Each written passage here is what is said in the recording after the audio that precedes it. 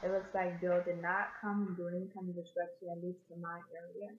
But they said that it's still in Galveston or wherever, so there's still chances for tonight. But everybody be careful regardless. And let's just see what God has to say today as a Bible verse selection. And what's that say? First John 1:2. And this should be, of course, First John is a good book to look in. Let's just check it out. I'm saying that for myself because I like everything in the New Testament. So, First John 1 and 2. Let's see what's the subject.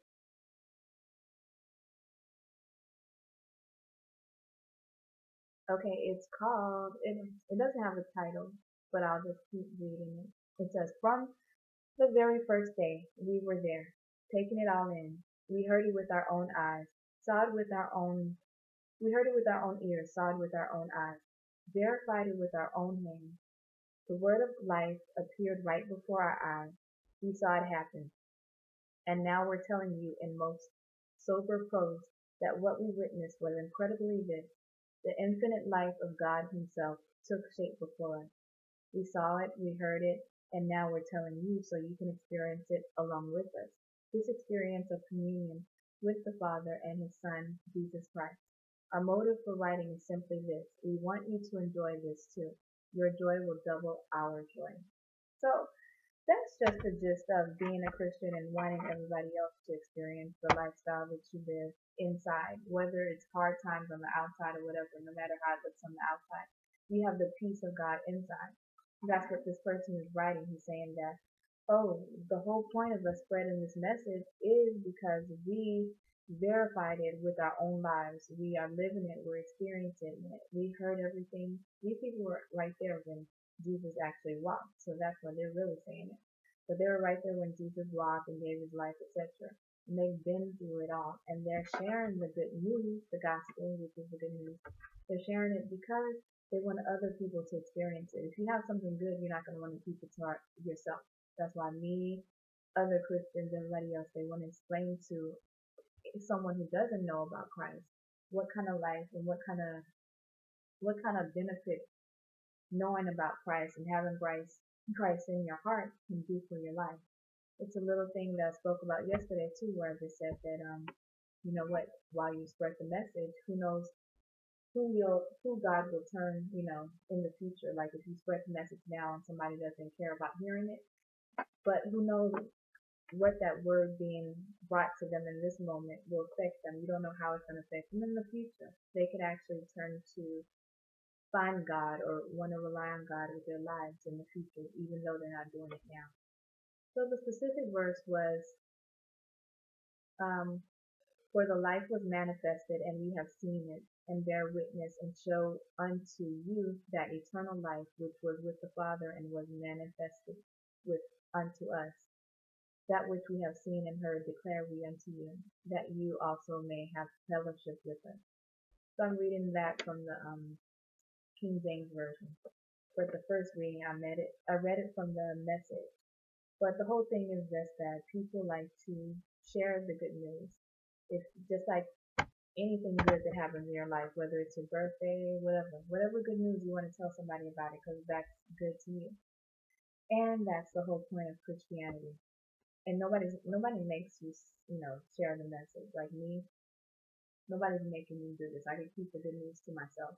But I take my valuable time, my precious good time, and you know, I invested in sharing what God says about His Word to other people because that they can benefit from it. I would like to see somebody else, have the joy of God in them. But the only way to tell somebody about that is to tell somebody about that. So you can't share the information about God and all the great things that your life can be if you don't tell someone. So that's the whole point of this. I've been talking all day and it feels like I'm about to lose my voice, but anyway, the whole thing is about be a witness, share what you have gone through, and bless someone else's life. You don't want to keep anything good for yourself. Share with other people. Who knows whose life you're going to affect?